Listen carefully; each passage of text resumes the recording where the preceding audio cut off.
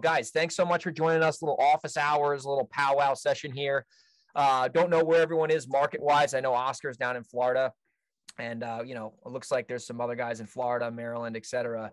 So basically, the goal of this call is really to make it about you guys and questions that you guys have, answers we have for you guys. We're going to kind of start off with just a talking topic. What's going on right now in the market? I'm going to share some deals I'm doing right now and how we're still making some great money in this market. We'll do the same, and then we'll open this thing up and we'll just rock and roll. So I'll just kind of start, I guess. So long story short, you guys know the market shifting. I have a friend who I wholesale the house to, and he did all this construction work. So it was a huge rehab, and the thing went longer than expected. And he sent me a picture today on WhatsApp. A year ago, the interest rate on that property, all in, if you put 20% down, was $1,100. And now today, with the new rates, that same payment at the same price is like $2,200 or something like that. So basically, the payment doubled with the interest rate, which is obviously causing, at least in the New York area, we're seeing higher days on market. So stuff isn't selling like for crazy above ask. If you price a property right, you're definitely getting offers, but you're generally getting ask price, maybe a little bit more if it's in the right zip code, good school district. Sometimes you're getting an offer, 10K below, 5K below, but we're still seeing stuff is moving, right? Stuff is moving on the retail side. On the wholesale side, it's a lot harder to sell properties compared to what it used to be. So what we're doing is we're simply just going in and we're obviously trying to get the properties much cheaper so we can sell them for cheaper. But instead of going out, we used to put out these wholesale deals and we would price them like crazy and we'd still have multiple offers. But now what we're doing is we're pricing the properties a little bit lower than we normally would. But because of that, we're still generating the demand from our buyers. We're still getting people to like open our emails and respond. So we're just basically making these price adjustments, and that's how we're getting by. We're still getting great fees. I mean, they've definitely gone down. We're putting together a deal today in Rye, which is like right near New York City. We're buying a piece of land for $530, a straight lot, and we're selling that. Oh, sorry, we're buying it for $560, and we're wholesaling it for $630. So that's a pretty good fee there. And we got a buyer in literally one day for that thing. So solid fee. Yeah, there's still What's it zoned going for? on. I'm just curious. What's it zoned for? I'm just curious. It's zoned for single family or two family. The one lot. So that's a nice area, right? I assume it's multi-million-dollar home. ARVs are $3 million there. Yeah. It's big. If somebody's going to pay that for land. Yeah, it's the big leagues down there. I mean, you're building, you're going 3.5 mil, probably more like 3 now with the market. But I mean, we're still finding some success. I mean, we're not selling everything. I wish we were, but we have some dogs that we still have in our inventory. But Will, what are you seeing down in Florida? Because I know we got some Florida guys on this call. Yeah. So to all my Florida guys, but and everybody, I guess, with the same token. But yeah, man, look, and I'm a big proponent that inventory moves in any market, up, down, sideways, diagonally, it doesn't really matter. The only thing that adjusts is your buy box and your buying model. What I'm seeing in South Florida is there's a significant uptick so far in days on market. Inventory is sitting, right? A lot more of it is on the market, so a lot more inventory. The MLS has ticked up big time because a lot of people, you had that wave of people. What I see right now is the last wave of people, sellers that are still trying to what I call chase down the market, because now the market's going down and now they're like, oh shit, well, let me just list my property so I could get as much, but that party's over. So the guys that were listing for, 400, getting 420, 430 above asking, appraisal contingencies waived, that party is over. That's over, with very, very, very few exceptions. So there's a lot of sellers that are still in the mindset of, well, let me just list it and let me see what I can get for it. And now they're, adding to the pile of shit that was already in inventory. So, and they're just jacking up the days on market even more. And now they're going to have to reduce. And, the other sellers that were already on market are reducing. The conversations with sellers are changing. It is changing to the degree of you can frame conversations more. Some sellers are starting to become a little bit more realistic. It's been in the news enough. It's been in the economy enough. I definitely think, and I've been saying this for weeks now, November 2nd and then November 8th of the election is going to be really the last nail in the coffin in regards to solidifying the fact that we are now living in a world of 7+% interest rates for 30-year mortgages. The last time that happened was like mid 90s, right? And it was actually higher. So in the grand scheme of things, it's really, yes, the rates are higher, but it's really not that bad. In Reaganomics in the 80s, there was 12, 13, 14% interest for homes. Granted, the standard of living was different, and the cost of living was different, and incomes were proportionate to that. But yes, on the wholesale side, it's harder to move inventory right now. There's no doubt, no question whatsoever. I'm happy that I'm in South Florida. We seem to not be getting hit as hard as, for example, a California and Arizona. I have friends in that market, and you do as well. Your bottle just like turned into a shapeshifter with the background. That's so cool. Like magical. But yeah, it was like X-Men or something. But anyway, and they're definitely already seeing 15, 20, 25% corrections, on their inventory. So we're not there yet. If you get to Central Florida, you can still find great deals. I've been marketing in Central Florida and Northern Florida for about 2 years now. So for me, I just kind of doubled down and tripled down up there. I'm right now, man, I'm in pipeline building mode. So like for anybody on this call, what I'm doing right now is I'm working for 3-4 months forward right now into the future. So I've talked about this before. I've been through this with COVID where shit stopped for 3-4 months. We doubled and tripled down on marketing. And then 3, 4, 5, 6 months later, we had a big pipeline of sellers that had to move, and we were there to catch them. So it's the same thing, right? Real estate's not going to stop. I'm tired of hearing these myths where, people are like, oh my God, the market's over. It's 07, 08. Oh, Jesus Christ, the sky's falling down. It's not going to happen. All right. It's certainly not going to be 07, 08. I think that economically, globally, for a second, to talk about that, shit's hitting the fan. There's a lot more stuff behind, the curtain that is actually happening right now. So I think that's going to be a very, very big opportunity for people like us and investors in general. It was about time that the market reset. Let's not kid ourselves. The last 2 years or so of this market was a fairy tale land, and everyone, I'll be the first to admit, I made more money than what I knew what to do with. And it wasn't because I was a stud or some genius. I had the infrastructure in place, and I had the fortitude to double down on marketing. But there was a lot of people that should have not been in this market that looked like studs for the last 2 years. And it wasn't because they were great. It was just the market was supporting a lot of bullshit. and you could get away with murder in the old market. You could put a property on the market, overpay for it, and look like a genius. Especially, dude, I remember. Listen, we moved about 127 deals last year, and I remember having conversations with my dispo manager and all that, but listening and watching the emails and the conversations with buyers. And when I started seeing that buyers were intentionally and knowingly riding the appreciation and buying with a 400K ARV, and they're like, yeah, but I'll probably be able to sell it at 430. When I started seeing that, I was like, oh shit. That's a problem waiting to happen. Yeah.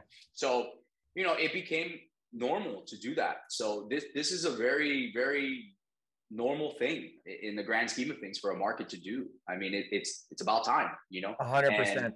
We'll see where it goes. There's a lot of pent up inventory, just to talk on that.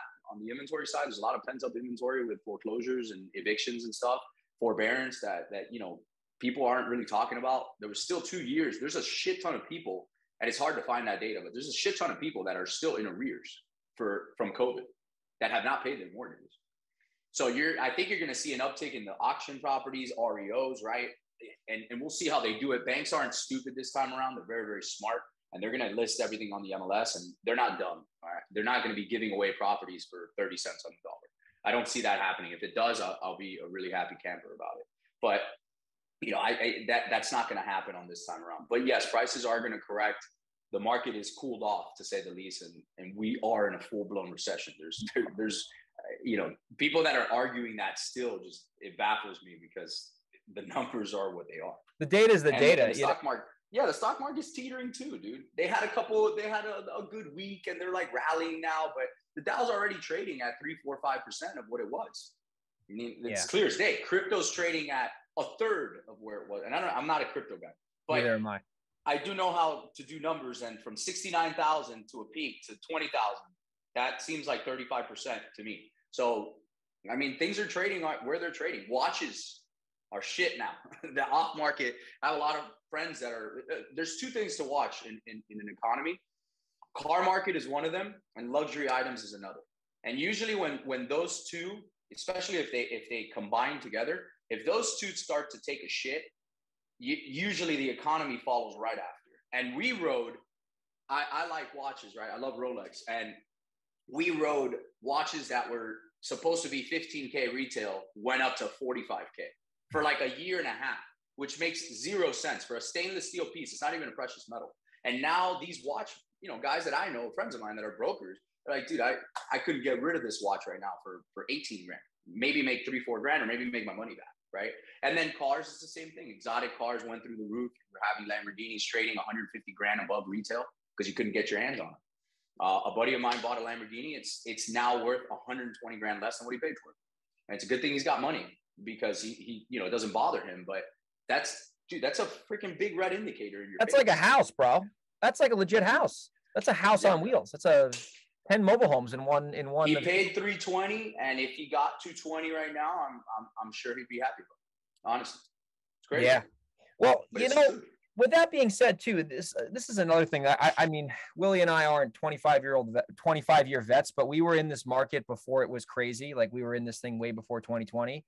And I remember when I got started in like 16, really, when you put a fix and flip on the market, it would sit for a couple weeks, and that was normal. And you'd get a couple offers here and there, and you'd sell it. And I'm seeing it's almost like just like it was in 16, 17, 18. Like, we just got so spoiled the last 2 years. And now I'm talking to a lot of my buddies. And even when I do a project, I mean, we're trying to wholesale most of our stuff now to mitigate risk. But I'm like, listen, if this thing would trade at 400 right now, let's underwrite it to say it's going to trade at 370. And if it trades at 370 and we can sell it fast because it's the cheapest inventory that's renovated, we're going to still buy the house. Like, I'm not shy. I'm not gun shy about buying flips right now. Listen, in Delaware, where we're doing a lot of business now, I'm wholesaling the stuff I can wholesale. Like, I'll give you a quick example. So I had a property. We just wholesaled it yesterday, actually. And the numbers were, I got it for 180 and sold it for 195. So it was a base hit wholesale. Listen, I'd like to make 25 plus, but this one, this guy came in right away, saw it, not sight unseen, but he made a non-contingent offer. I could have done that project myself. It needed probably 75 grand, septic, water in the crawl space, just mold, just disaster of like rehab. To do it remote, I'm like, no way. So I put it on wholesale, got a buyer, and I'm like, you know what? I'm going to take this profit right now. So that property will probably sell for like $299, maybe $315 after the guy puts a decent amount of work into it. And he's local. He doesn't mind. But, I'm looking at that deal. Like, I had no issue selling that thing in a down market. Like, we sold that thing in 12 hours. I put the thing on Facebook. By the next morning, the thing was gone, right? I had a full price offer, had a house the next day, same, different county in Delaware. Got it at a good, my acquisitions guy locked it up at the house. I put it on the buyer's list. Literally within an hour, it was gone, 15K over ask. So if you price your properties right, you're still, especially this is regarding wholesaling, you're still going to get buyers. I mean, people still, let's think about the buyer's perspective. If they're depending on wholesalers and realtors bringing them deals, that's how they make their living. If they're not going to do the marketing themselves, they rely on the wholesalers and the realtors. So, you're still going to have quote unquote hungry buyers. They're just not going to come in like crazy and offer stupid prices because they know it's going to be a little bit easier to get deals and it's a little bit easier to negotiate. And like, Will, you said something smart earlier. I'm seeing with Brett now, he's telling me like live from the trenches. He's seeing a lot of sellers say this: I don't have any money right now. This asset's the only thing I got. I need to sell this and I need to sell this now. That conversation's happening multiple times a week with sellers, and sellers are smartening up now. They know that they're not in this hot commodity market where they have all these different options. So we're seeing the negotiations with sellers be a lot more, I wouldn't say they're easy, but they're easier than they were. And, we have no problem walking away from a deal that we know is not going to work. We're not going to roll over and try to buy a house that doesn't make any sense. We're going to let some other knucklehead do that, and then we'll get it when they can't sell it. So what are you seeing with your acquisitions guys on the buying side? I was going to chime in on your point here. Yeah. Right now is not the time. This is just me personally, what I'm doing in my day-to-day business. Right now is not the time that I'm going to buy a rehab, that requires 40, 50 grand, I'm just not doing it. That's not me. Unless the property has 120, 140, 150K gross spread, I'll do it. I will also do it. I urge anyone on this call, be very mindful of the areas that you're buying in. If you're buying in a really hot market, like you just said, with the lot, that there's a big boys that are living there, you're still moving product. In my market, that would be Miami, certain areas of Miami, Hialeah, Miami Gardens, right? Areas like that, Westchester, Fort Lauderdale, if I'm east of 95, those areas are still moving. And another thing I'll do, and just to answer your question, what my acquisition guys are doing, it's adjusting their buy box. So I've cut my formula to about 70% of ARV. That's where I feel comfortable right now. I was a little bit early to that party, but that's fine, right? And then number two is being very mindful of the areas that we're buying in. So I'm still slightly aggressive if I know that it's a hot area. And the third thing, which is probably the most important thing, if I can stay below the 400K threshold, which is FHA territory, then I know I'm going to win. Meaning the requirements for FHA usually are below, sub 400 grand. Those are the people, that price point, that buyer's list goes from here to here, that buyer pool. And there's still a lot of affordability in that market. It's not to say that it's not expensive to buy, because, an FHA buyer still have to buy with 7% interest. But if you're in there and you're in that threshold, you're going to move inventory much faster than what you would. I'm definitely seeing, I was talking to Brandon, a mutual friend of ours, the other day. We both have properties above the 550, 600K mark on the market. And it's a lot more crickets on that side. But I have properties at the 375, 400K, 450, like that. I listed a rehab yesterday, or actually 2 days ago, 449. My mom was a listing agent, and we got 459 the first day. So it's 10K above asking. I don't care. And they're waiving appraisal contingencies. But again, that's right by FIU, smack dab in the heart of Miami. And it's a very affordable house, right? Now, it should be noted, 3-4 months ago, I would have gotten 525 for that house. So again, that's where the shift is, and that's what I see. So that's what I'm doing. I'm being very conservative. Listen, guys, you can always wholesale a property or cancel out and move on, right? Not that I'd want to string a seller along or anything like that, because I don't like to do business that way. But I'd much rather have the opportunity and the chance, if I think I'm within striking range, to test the market out on a wholesale, and then let the market tell me what it means. Like, we could run formulas and do ARVs and do all this fancy crap with deal calculators or whatever. But at the end of the day, when you lock it up and you actually put that piece of property into the market's going to tell you F off, or it's going to tell you yes, or it's going to tell you you're too high, or it might tell you, if you're lucky, you're too low. And you might get above asking, right? But the market is the only one that's the referee here. Everybody else is all bullshit. But the market's going to tell you that. So I'd much rather have that opportunity to test the market out there. And then, hey, we can adjust. Hey, do we need a reduction? We were off on this number. We need to cancel. It's not moving. Let's reframe the conversation with the seller. Or, hey, there was straight crickets here. Let's move on, right? But you don't have that opportunity. You miss 100% of the shots you don't take. So you definitely don't have that opportunity. And there's a fine line there with tying things up. And I think right now I'm seeing a lot of newer guys and girls that are tying a lot of crap up, and they're still operating as we were, 4, 5, 6 months ago. And dude, the emotional bandwidth and roller coaster that you go through with that, you're just adding so much more stress to your plate that's unnecessary. So, I would say, I would much rather at this point, I'd much rather have 6 contracts in a month, which is a low month historically for my business, but 6 contracts that I know are going to move so I can make some money, rather than 20 under contract and, 14 cancel. Yeah. Like I just much rather not do that. Right. I'm just not looking to do that right now. We're doing the same thing, man. I had a talk with my team a couple of weeks ago. I said, listen, I don't care about volume. I care about good deals. And we want to focus on bigger deals. And ironically, this month, I think we have 6 on the board so far.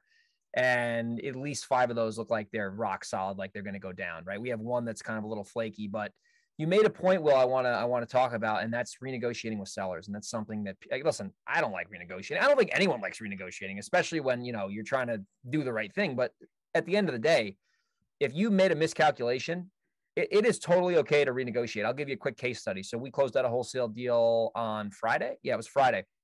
And it was in a great little zip code in New York, but right by the lake. We bought this thing way too high. I actually I showed up to this house because I was in town. This was in August when we got it under contract. I went there, walked it, and I was like, whoa, this thing needs way more work than we thought. So we put it out to the marketplace. Like you said, we wanted to validate this thing. And all the offers were coming in basically like either at or below what we were in escrow on. And I'm like, all right, well, we're going to have to either cancel or renegotiate. So we had a legitimate renegotiation with a seller. We explained why. He understood. We got a $25K price cut and we wholesaled it for 25 grand and it worked out. It's another house. Yeah, exactly. And it was all good, right? At the end of the day, he could have said no, but he was like, he understood where we were coming from. We had another house upstate. Now this is, so this was in Greenwood Lake. This other one was up in Kingston. And that guy or that lady, she inherited the property, complete disaster house. Like this thing is a nightmare property. And she was like, okay, I need this number for the property. So we tied it up and we told her, hey, listen, we have contingencies. We got to test this thing out. We got to pre-sell it, et cetera. Put it out to the marketplace, crickets at the ask price, dropped it, crickets, had a renegotiation with her. She understood where we're coming from, put it out at a better number, got a buyer. Hey, it's 12 grand. I'd like them to be 25, but the market said 12 grand. I said, okay, you got to not get cute in this market. Base hits will win the baseball game in this kind of economy. Get the momentum, get your team going, and you're going to get your home runs if you're taking enough swings, but you can't sleep on base hits, man. And that's what's giving us a lot of momentum every week. I agree. And I'm going to just like further iterate your point. It's very, very important right now to keep moving the needle. And what I mean by that, we could break that down in a lot of ways, but what I mean by that is a lot of newer guys and even guys and girls that are, we're doing 7 figures, whatever, from 1 million to 10, whatever. Dude, if you understand that this is a long-term game and you just keep moving that needle and you just keep moving forward, motion creates motion. So, the day that you just stop and well, we got to get every penny out of this one and let's do that and blah, blah, blah. Dude, you're just spinning your tires and you got the 4x4s off. Now you're 2x4. You're stuck in the mud and you're like, oh shit, somebody's gonna have to come winch me out. Just metaphorically, and you just keep moving, and that's what you got to keep doing. You got to go step up to the plate again, swing again, and keep going. And eventually, if you're doing that, number one, you're being productive. You're actually going through the motions. You're seeing what a real market feels like. You're seeing what a correction feels like, which is newer for a lot of us. But you're also not getting stuck in your own head, which is a big problem. Like when markets correct, a lot of people get stuck in their own head and they don't move. And I think one of the worst things you could do is not pivot. And pivoting is a term that, I've been using the word pivot with my team now for like 3 months. And the pivot, like it's so freaking crucial. And I don't care how you do it. There's a lot of ways to do it, but you have to understand and say, all right, this is not the same market anymore. Cool, check. What are we doing? What are we going to do differently? Are we going to start novations? Are we going to do this? Are we going to do that? Use the tools at your disposal, meaning make sure that simple things that you could be doing. And every municipality is different, so check with that. But dude, is there a verbiage on your contract to novate contracts? You should have it. Is there verbiage on your contract to list it on the MLS? You should have it. Make your life easier. Have those conversations with the seller. It's the right framing. Because right now, the name of the game is the more exposure you can have for your property, for your asset, the better your chances are that you're going to move, period. The less eyes you have, you're fucked. It's just not going to work because people are pickier. They have more opportunities than they've had in the last 2+ years. So now your property, you're not the hottest girl at the dance anymore. You're just not. You're just not. There's a group of smoke shows that just showed up. And now you're one of 12. And I'm just being honest. I always use these examples, but it's very relatable. It's very relatable. You're no longer the one little flag where 30 buyers are running to that flag. The game's over. Now it's like 30 flags and like 5 buyers. So 100%. These buyers are like, which flag looks the best to me and which is closer and which can I grab first? Period. Dude, that's so freaking true. And that's even relevant too when you're selling retail product. Inspections and appraisals used to be like, we're going to waive that. Yeah. Now it's like I had a flip and man, this guy picked me apart on this property. I mean, I did decent work on it. I mean, listen, it wasn't Beverly Hills, but the guy was picking me apart for light switches, and like we left like a dresser in the garage, like, and he was like, I had to have a contract was at like 9 o'clock at night before closing, removing it. Cause like you got to be willing to be reasonable too, with these buyers, because at the end of the day, like even with wholesale buyers, I mean, you know, Will, we spoke about this on the phone a couple of weeks ago. It's like, we used to be able to put out a property, 10 people, one house, one time, be there, be square. And now Correct. It's like, I'm calling, because I still sit in that seat in my company. Hey, John, I know you bought 10 houses from me over the last 2 years. What are your thoughts on those emails you've been seeing? We've been sending 2, 3 a week out. What are your thoughts? And I haven't seen you buy something. And hey, Greg, I see you and they're just overpriced. You got to get some feedback from your customers. If you guys have heard of the book, The Pumpkin Plan, like, who are your best customers? And what are they telling you, right? Because there's I'm sure if everyone's wholesaling here, there's probably 5 buyers on your buyers list, assuming you have a decent sized list, that have bought a decent amount of property from you. And if they haven't been buying recently, call them up. They've given you at least 6 figures, hopefully. Call them up, see what their concerns are. Because, I mean, listen, we're still selling deals to unicorn buyers. And when I say unicorn, like onesie, twosie people who might not be as sophisticated. But, you got to work hard and you got to dig through a lot of gold to find those kind of people. So, we're trying to get honest feedback.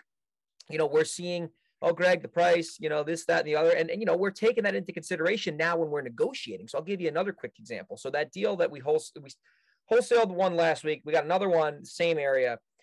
We could have bought the property for 140 and we wholesaled it. Long story short, we wholesaled it for 155. We could have not had any resistance at 140 and we could have signed it up right away.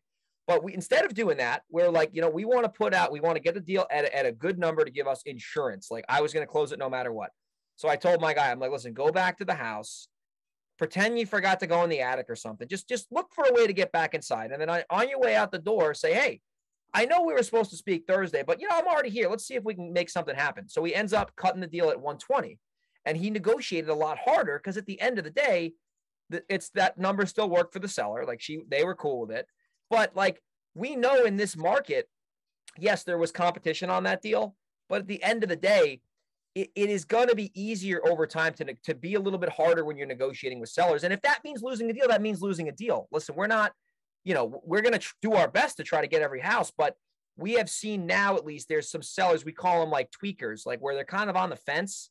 Yeah, that number kind of makes sense at 160, but maybe if there's no oil tank. So, we're maybe we'll do that. And we're like, listen, if you want to do that price, and you said the novation word, Will, we're negotiating terms on the novation now. So it's like, listen, seller, if you're stuck at 285, let me tell you about this program and we can get you to 285. This is exactly what it's going to look like. We had a property in Connecticut last week. Same thing. Locked it up, put it out to the list.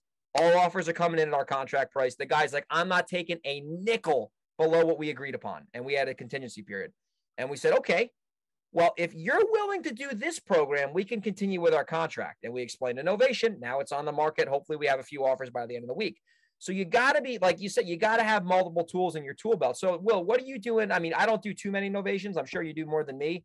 What are you guys kind of doing to frame these novations? Because that is a valid strategy, and it does provide a lot of value to sellers if you really know how to present that thing correctly. It's powerful. Yeah, so it's pretty simple, man. We keep it to the basics, right? A novation for anyone on this call is what I would call a long wholesale, meaning you can't wholesale or assign a property, right, to a conventional buyer, okay? And this is tripping me out that you can walk and the background's not moving. I'm like that. Right. So with that being said, on a novation, you can. So number one, the novation, a novatable property, I guess is the right term, is a property that can pass a 4-point inspection, meaning your roof, your plumbing, your AC, right, and your electrical. So it is financeable, in other words, that a conventional buyer can come get a loan and a bank will approve it, right? So long story short, sellers that are, we call them tweeners, which is funny. It's kind of the same thing, but that pricing is right there and there's enough spread, right? And so the framing is pretty simple. Hey, listen, Mr. Seller, I understand that, or Mrs. Seller, I understand that the cash offer at $300,000 is unacceptable to you. Totally understand you, totally respect you. So number one, validate them. That's key. Number two, you say, I know you want 340, let's say, and let's just say the ARV is 400 for the sake of argument.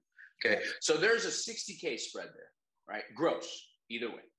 Yeah. So the way that you present it, you say, look, I can't obviously pay you 340 cash because that's more of a retail number. You understand? I'm an investor. I'm trying to, obviously keep this property as a rental, get a certain amount of equity out, or, I'm obviously in business for profit, right? But I also understand you, Mr. Seller, that you need to get as much out of this property as possible, and it's in pretty decent shape. So you're right. It's not as bad as a 300K property, right? However, here's what we can do. So it's then you present like a united front, and then you say, here's what we can do. I work with a lot of buyers that are more on the retail side and are okay paying a higher price. So what we can do is I can market the property out, right? And if I can't close on it, I can bring a buyer that is going to close on it, and it's going to give you more money. And there's a lot of ways to present this novation, by the way. You can also present it in the sense that they can ride some appreciation with you, meaning, hey, if we get this price, you get this price. But if we get that price, you're going to get this price. So I'm incentivizing that seller to go with us. Maybe they're going to make an extra 10, 15 grand. Means a lot of money to a lot of people, right? And it is a lot of money. It's a considerable amount of money. It's 10 G's, 5, 15 G's. Sometimes it might be 30 G's, right?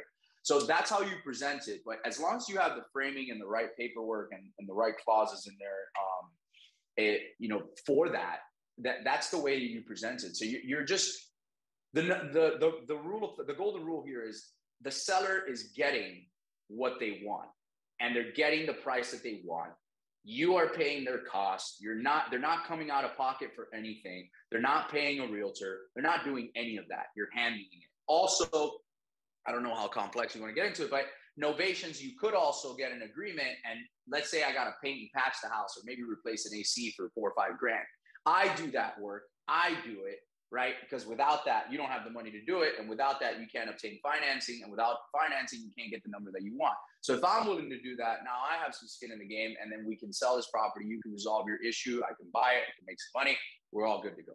Right? So that, again, guys, it's really simple. It's just working through the issues, right? And as long as you frame it, you're forthright about it, and you're presenting options, and options is the key, and more money for that seller, then now the novation is more of a partnership rather than Mr. Investor, Mr. Seller on 2 separate teams, right? Which is usually the case with framing on a cash offer cycle. 100%. Like, oh, I'm trying to get the property for the lowest possible. I'm trying to dig you over the head, and I'm trying to make 100 G's. That's how sellers view it in their mind. Whether it's true or not, that's how they view it. But on a novation, it's definitely much more of a team effort. Hey, we're going to work together to get the property to the highest value so you can collect the most amount of money. 100%. And it's almost like when you frame it like that, they're not worried about where you're going to make. They just heard 340. That's what they heard. They don't give a shit about anything else, right? Or they care like, hey, my AC's shot. Great. Well, I'm going to fix the AC, right? So that's how we present the novations, and we're using that obviously in this market because there's still a lot of room for monetizing on the retail side, and there still are a lot of retail buyers that need to buy a place. So novations are an amazing tool to use. Oh yeah, especially too, like these are leads you're already like getting, you're already paying for, and like you said, when you frame it to where it benefits the seller, it's like. And Brett, my acquisitions guy is great. He's like, it seems like the only thing getting in the way is that pesky price. I know you really want to sell to me. I want to buy from you, but that dang price just keeps getting in the way. How do we work around here? I have a way to work around the price. Hear me out on this. And then he like goes into the pitch. And it's like the thing actually I like about novations, which is interesting. They're actually more transparent than a wholesale deal if you think about it, because you're telling the homeowner, I'm putting this on the open market. There's going to be reasonable access. This is all from Eric Brewer. You guys should check him out. He's like the king of this. But I'm getting reasonable access, putting it on the open market, selling it to another buyer. I'm guaranteeing the net number, right? 340 in this case. And there's a lot of value that goes into innovations. Because I remember when I first learned about this, and me and my friend did a podcast on this, I was like, why wouldn't they just do that themselves, right? And the answer is that you're providing the work if needed, if reasonable work, not a full remodel. And you're pretty much doing a white glove service, and they're not going to have to worry about anything. All they got to do is make sure someone can open that property up. And a lot of sellers, they really get value from that because, like you said, Will, they want their number. If I can get my 340, I'm cool. And it's like, okay, if you know there's a 60K spread, yeah, you pay 20 grand out in commissions or whatever. You got 10K and closing. You can turn literally zero into 15, 20 grand when you would have gotten a measly $1,500 referral fee from your agent buddy, which is better than nothing. But I mean, if you could turn 1,500 into 15,000, I mean, you could just take that and put that right back into marketing, get yourself another couple houses. So here's really the best way to do it and how we've done it. You really want to take Novations to the next level. Partner up with a great fucking realtor that will be a member of your team and promise them, you know, depending on how much is in your funnel and how much is in your pipeline. But my realtor knows they're going to get 20, 30 listings a year, regardless, because of the amount of marketing we do and the amount of leads that we house. So for a realtor, it's very easy for a realtor to come into my organization and crack 100 grand, 6 figures a year. It's no problem, right? So for them, it's teaming up with that realtor and teaching that realtor, or putting them through the education of how to frame the novation. There's a way to do it. There's a way to schedule showings. There's a way to finesse with the seller. And if you have a really good realtor and you're not doing that all yourself, guess what it allows you to do? Go back to another RGA and go make more money on the cash offers or figure out better marketing strategies. So that's that. I don't need to do everything in my organization. And of course, if you're a one-man band, which I was once upon a time, my business partner was a 2-man band. I get it. You got to do what you got to do. But if you could get really good at this early on in your career, I didn't when I was starting out, because novations weren't like a cool thing back in 2017. And quite honestly, we didn't need to. But if I looked back historically at probably the last 5 years of investing, I'd probably have an extra $4 or $5 million laying around somewhere. I would have known novations. I'm being honest. I was saying the same thing. I'd have at least $1 million if I knew about this when I started. Man. Dude, I did my numbers. Like I reviewed all the canceled deals last year, and this is like, it's fucking mind boggling. So because of the amount of like we did 127 deals, we had a lot of canceled deals, right? Just so much volume. A good market, a good hyper appreciating market, and this is the biggest lesson I learned, hides a lot of bullshit. And what do I mean by that? I mean that studs in my organization looked really good, but it wasn't because of them. It was the market was making them look good, right? So when you actually drop a magnifying glass and you look through all your numbers, dude, I found an extra $2 million, literally verbatim, 2.1 to be exact, in revenue that was never realized because we didn't have enough follow-up. We were too busy with other deals. We were smashing other deals. We canceled whatever, automation, reductions, disposition side. I mean, bro, if you add that up, that's $2.1 million that should be in the organization extra. And this was a $7 million a year company anyway. So you're talking about almost being an 8-figure company. So I share that not to like impress anyone. I share it to impress upon you just how like when a market's really good, you have to pay. My lesson was you have to pay even more attention to what's going on with your numbers because they're just already assumed they're skewed. And the 100%. Last 2 years, my numbers have been skewed because it looks so good. When you're canceling 5, 6, 7 deals a month, but you're smashing 17 to 20, you're like, it's all right. Whatever. It was a $400K month. No big deal. But when you look back at it and then an economy slows down, now you're forced to look at everything and peel the layers back of the onion.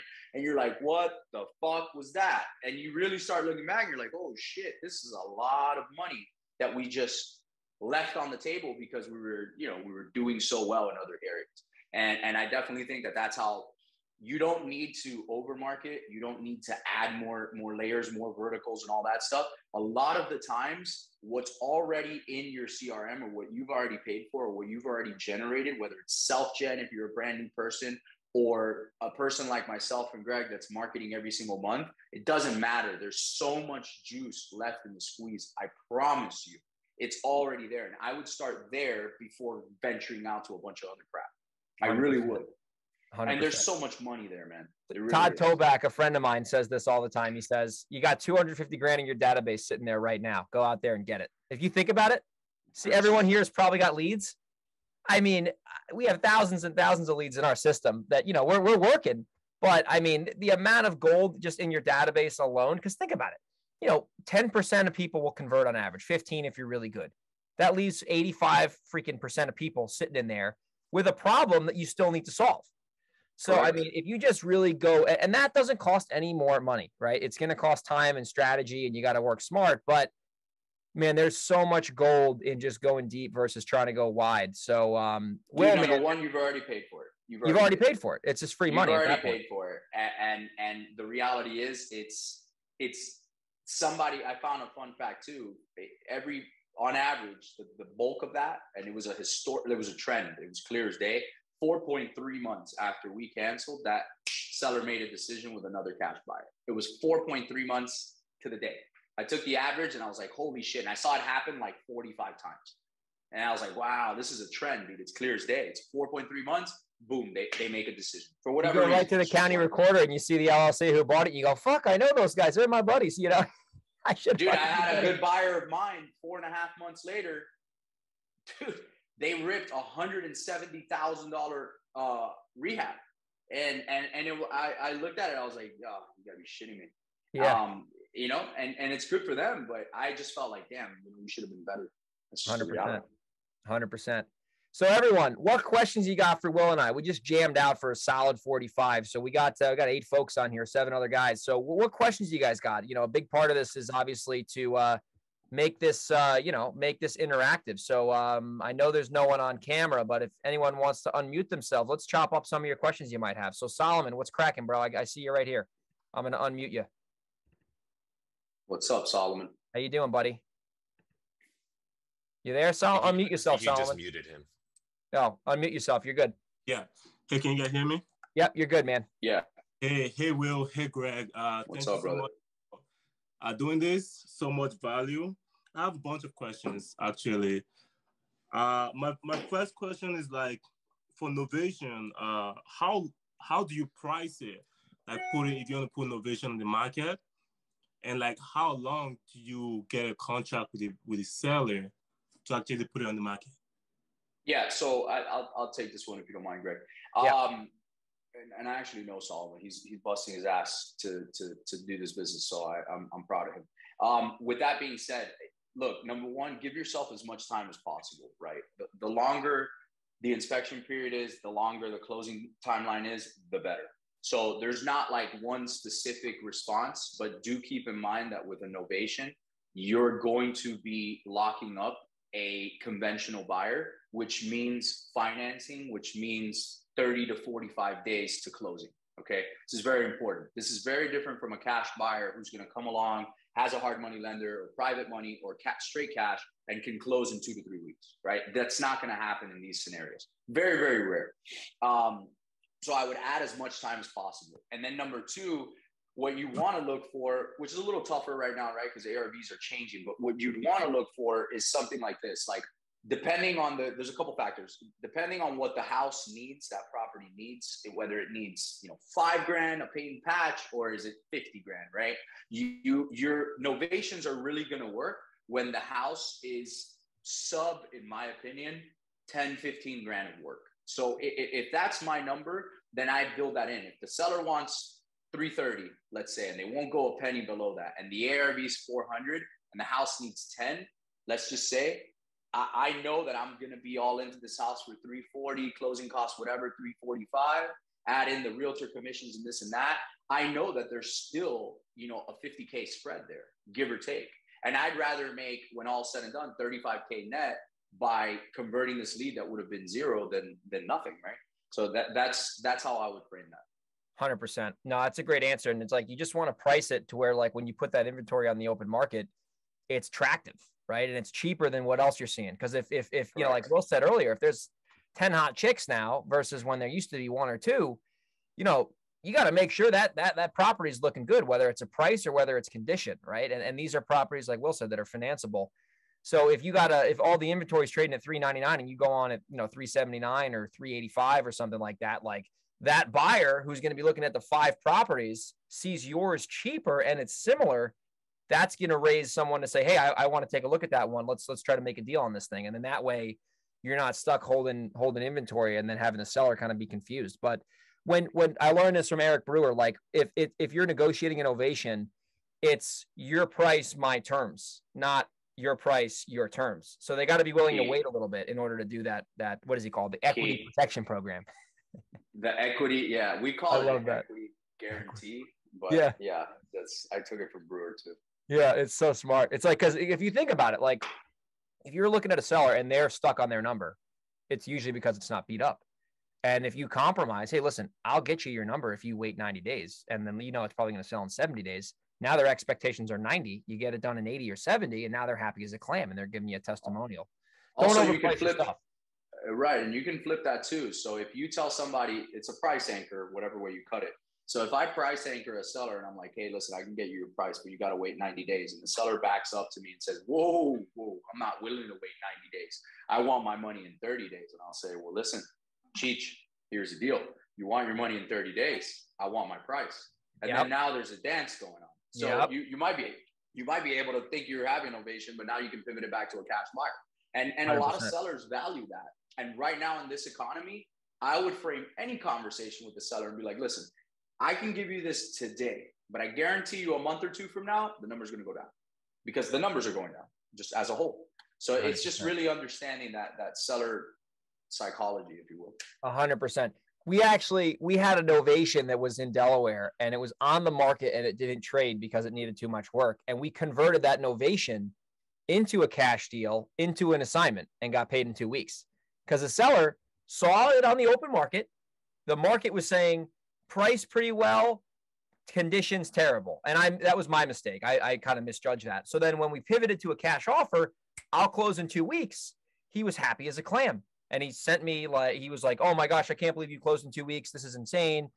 And because he was thinking he was going to have to wait to get more money, but he valued speed and convenience over more money because the house was beat up too. And he was tired. But the long and short is like, maybe you novate a property, you miscalculate it. And then all of a sudden it doesn't sell. And then you can go back and say, hey, if you want to get this done in 2 weeks, we need to be at X. And now all of a sudden, they're like, let's do it. So, it's just all about how you frame stuff. That's what I've realized is how do you frame it? How do you make it benefit the seller? Yeah.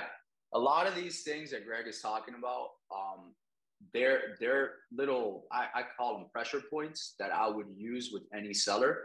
And think of them as like, if you had a control panel, like in the cartoons where you had like all these levers and red and yellow and green buttons that you could press, and each one of them did something different. Just think of that. So like I use escrow amounts. I use time, like speed in transactions. I use like, if I know a seller, if I'm listening to them, like, oh, I don't want to be tied up for, 20 days in inspection period. And I already know their price is like solid. I'll just be like, well, what about 3 days? And they're like, are you serious? And I'm like, yeah, I can get the inspection done in 3 days. Would you be amenable to that? But could you meet me here? And then the people are like, well, I didn't even know you could do that. I'm like, but I can. So let's move forward. So, I'm using these levers as I go. And if trust is a big factor for them, I might be like, if it's a deal, like if I know it's a deal and like I'm getting a price that I want, then I'm like, what if I put 25K escrow? And they're like, oh shit. Well, right now I'll have our attorney send you the escrow letter by the end of the day. Can we move forward now? I'm just like removing these objections just really quickly. And these are all things that it's just so, it doesn't cost you any more money to do these things. It's just, it's how you frame it. And then that might be the thing for the seller. It might be a tenant. It might be the fact that they live in Ohio and I'm in South Florida and the property's locked. I'll be like, listen, I'll replace the locks. I'll put a lock. I'll have a professional locksmith go out there. You don't even have to come down.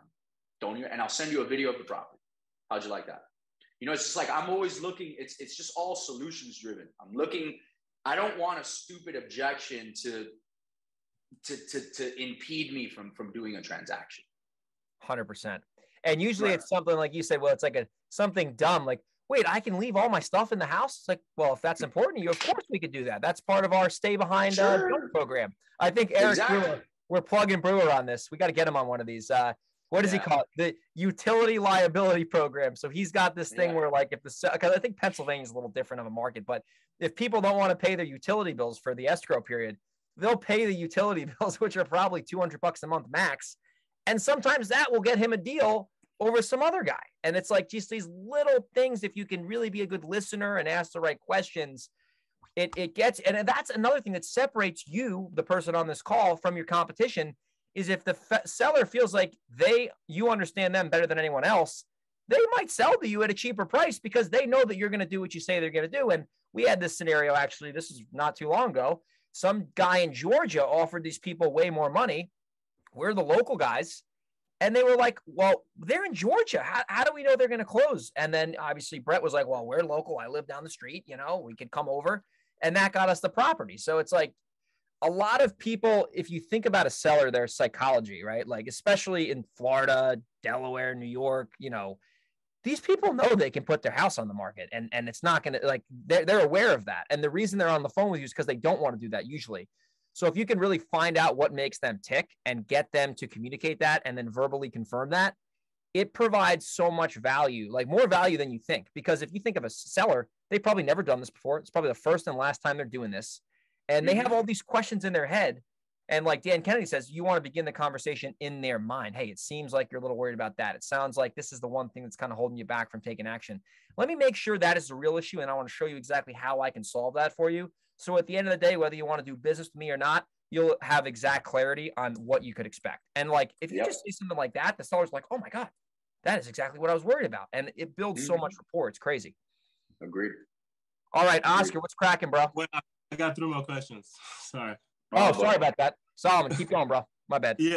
So with the innovation aspect, do you double close or you assign? How does that happen? Yeah, you replace it. So what happens with a novation is you sign a contract and it basically says that the contract is allowed to be novated, which means canceled. And then you basically this. Well, can you explain this? It's kind of like I speak fast. You basically replace the contract with the next one. It's hard to explain. It's Solomon. Just think of it like an assignment, but it's not called an assignment. You're just going to make a spread, and your attorney, you should close with a title company that knows how to do them. There's a bunch of them that know how to do them.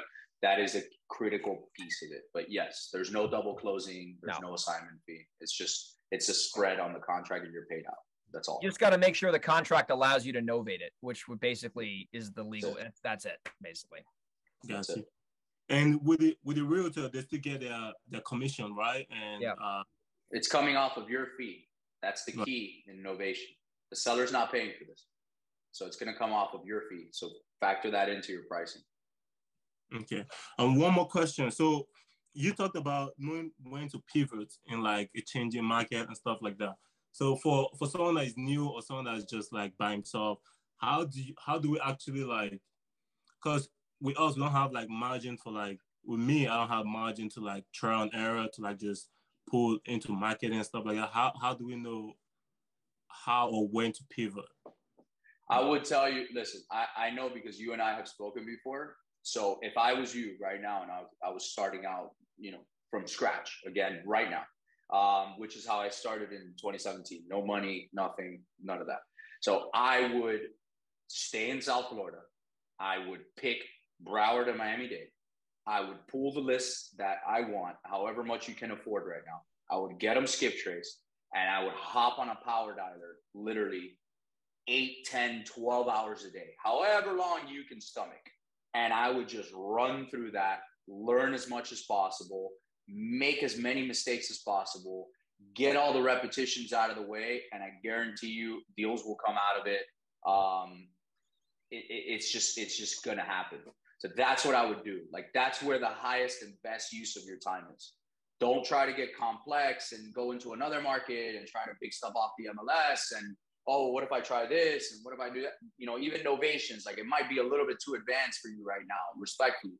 So I would just focus on that and just finding the right seller, get some money, make 20, 30K, pivot it, hire out maybe a VA, do some of the marketing for you, buy more lists, etc., and rinse and repeat until you have enough money to build your team.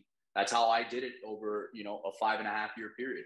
I was a 2-man band with my business partner for the first 2.5 years, 2 years of our career. Then we hired our first VA, so we didn't do anything other than fucking cold call, text, go to appointments, show it, assign, start again. Like that was it. That was it. When one of us was doing this, the other one was doing that, and vice versa. And that's it. And then eventually we grew our business and we built a team. Good. Appreciate that. Yeah, because I'm in like different markets right now, and I'm trying to like just stay afloat in all those markets. Focus on one, dude. Go deep. Yeah, because going virtual fucks everything up. Yeah. Nah, man. Listen, trust me. A lot of this whole virtual wholesaling crap is like, it sounds so sexy, and it's not crap. I do a lot of virtual deals every month, but I built up to that. It's almost like I love to work out, right? So it's the equivalent of like, I've been working out hard now for about a year and a half, right? So I could go to a CrossFit gym, pop in, and I might be able to hang with some of those guys. You know what I mean? But I built up to that. If I did that a year and a half ago, I'd break my back, break my leg. I was fat. I mean, there's a lot of things that were keeping me from doing that. So I just stuck to one thing until I became a master of it, if you will. And then I started, dude, I didn't even open up a market till 2 years ago. Another market outside of Palm Beach, Broward, and Miami-Dade County. And I was doing millions in those three, millions for years. And then I decided to say, well, you know what? Let me try Tampa. Oh, let me try Clearwater. Oh, let me try Jacksonville. Let me try Orlando. And you know, even then it was hard for me. It was hard for my team. There was a lot of logistical bullshit that goes into that. And I was like, oh, I'm a stud. I'm doing $4 million a year in South Florida. And I went to Tampa, got smoked because it wasn't my market. Yeah. And I'm man enough to admit that. But again, it's working up to that. You know what I'm saying? 100%. Laser focus, Solomon. That's what you need. Anyone who's newer, I swear, it's just, I know it sounds unsexy because it is, but laser focus is where you need to live. Laser focus, like laser. You don't need to be doing anything else. Laser. Pick 4 or 5 activities a day, track them and do them like 10, 12 hours a day. I wouldn't even have lunch, honestly. I would sit and have lunch at whatever, my desk or my room or wherever it was. Like I was living at my mom's house at the time. So like that's the dedication. And then eventually it'll just grow. That's it. So with cold calling, how do you actually track your numbers and stuff like that? Because I kind of track like make offers and like how many calls, how many contacts. But is there like any more like things you need to track to actually like see the progress and everything? I'd keep it simple. Again, I would track the number of dials a day, the contact rate I'm having, how many offers a day am I making, and you know, the deliverability rate. So I would refresh my numbers every 3, 4, 5 days so you don't get spam. And that's it. 100%. That's all I would do. And then over a period of like 2 months, 3 months, I would say, hey, okay, cool. I made 20,000 dials. I got 2,000 contacts. I made 200 offers and I got 4 or 5 deals, whatever it might be. And then boom, I would work on that. And then over time, your numbers are going to get better because you're getting better. So you can convert better, you can have better conversations, and you're just doing better. You're more comfortable. 100%. And you get momentum. The only reason why you're not right, and the only reason why you're not having the results that you want to have is because you haven't done the activities that are required for a long enough period of time. Period. If I said nothing else on this call, that's all you need to know, right? Done. Comes with a free copy of The Compound Effect. Solomon, if you literally just got laser focused and you said my objective, there's a great book called Measure What Matters, and it's all about objectives and key results. If you set a main monthly objective every month and it was like, I'm getting 40 offers this month, come hell or high water, that's a good benchmark. Because if you make 40 offers, maybe you start to see your one KPI is 1 out of 20 gets accepted. And now you're reverse engineering 2 deals a month and you're making, let's say, 20 grand a ticket. Now you got 40 grand a month over time. So you got to always take that activity and get, what is the main objective? If my main objective this month is 40 offers, that means I got to make 10 offers a week. That means I got to make 1 offer a day. And if I need to make 1 offer a day to be on track for my 40 offers a week, or et cetera, you got to then reverse engineer that activity. So anything you're doing that is not either somewhat correlated or directly correlated to that activity is a waste of your time. Because at the end of the day, it's a base hit a day. The next day you have a base hit. The next day you got a base hit. Next thing you know, you win the damn World Series. Now you're doing 3, 4, 5 houses a month, right? And it's the simple wins every day. It's not some crazy day where you got 3 contracts. If you got 3 contracts in one day, I guarantee it's because that compound activity of the trailing 90 was how you got that momentum going, you know? In my business, personally, it felt like for 2.5 years, I was here. It felt like that. Yeah. And then all of a sudden, it felt like Valley of Despair. And it shoots up. But it was the compound effect, really, by Darren Hardy that right. you did so much shit front load and back load that it just like, it just took off. And then people look at you and they're like, oh man, look at this guy, came out of nowhere. And it's like, yeah, it's like 3 years of shit to get here, you know? So if you can stomach that, that's all you need, bro. You don't need money to do this. Yeah. And it's like too, like, let's say when you start, I'm just using a random note. Let's say you need 50 offers to get a deal. If you do that consistently, you're going to eventually need 40 offers and then 30 offers. And then, you know, your one KPI. And then if you hire someone, okay, we need like 30 offers to get a deal. But until you do those activities daily, you won't know your numbers. Right. And that's why it's so important to track everything you're doing. Let's say in a reasonable contact rate, if your cold calling is 10%, if you track that for 3 months and you see your contact rate's 5%, maybe the data's off. Maybe the list is off. Like, you got to have maybe your numbers are being spammed. Yeah. Maybe your numbers are being spammed. That's why I have my team refresh their numbers every 2-3 days, period. New numbers. Because there's nothing worse than having good data, a lot of labor, and a lot of activity, and the results aren't coming. And it's because you don't even give yourself enough of a chance to do it because you're being spammed. Next question. Who's got it? Oscar, what's cooking, bro? What's going on, man? Hey, Greg and Will, you guys can talk a little bit about what the first 2 years look like in business, some of the pitfalls, because we all know that going from 1 million in revenue to 3, that's like a whole different set of problems, right? So you guys can talk a little bit about that. So what was the question? He wants to know like the first 2 years. I guess I'll start if that's cool, Oscar. Right. Yeah. Mm-hmm. Dude, I got started. I was 20. I had $2,000 in the bank. I was in college. So I had like no money to market whatsoever. So I was handwriting letters. I was putting out bandit signs, and I was swinging the bat, right? It took me 9 months to get my first house. I think I made $1,000 on it. Then like 2 months later, I made $5,000. Then I started taking a little bit of that, investing a little bit more into marketing, but I was kind of like tiptoeing around, and I didn't have any systems. And I didn't have a team or anything like that. I couldn't even fathom that at the time, but I had no systems. I had no daily operating systems. I wasn't tracking anything. I was just throwing a bunch of activity at the wall and seeing what stuck. Once I started this, about a year and a half into it, I started like systematically tracking all the activities I was personally doing. And then I discovered cold calling, which this is in 2018 before it was super popular. And I was like, I'm going to sit here. This is where the momentum started. This was in 2018. I told myself, this was January 2nd, 2018, because January 1st was like a wash, basically. I said, I'm going to sit here for 4 hours a day, and I'm going to call these vacant properties on a tax delinquent list in Dallas, Texas at the time. And I'm going to buy properties without ever seeing them. And literally took me like 60 days of that daily activity to get one house, made 30. Then the next week, that momentum, got another house, made another 30. And then I started to reverse engineer. Okay, every time I spend like 4 hours a day, I'm getting 1 to 2 leads, and these are hot leads. Therefore, we're making like 1 to 2 offers over time. And that slowly started to build up. Okay, 3 houses. 4 houses. Now we got 4 houses a month. Now I'm not seeing them. Now I got some money in the bank. Now I can invest that in marketing.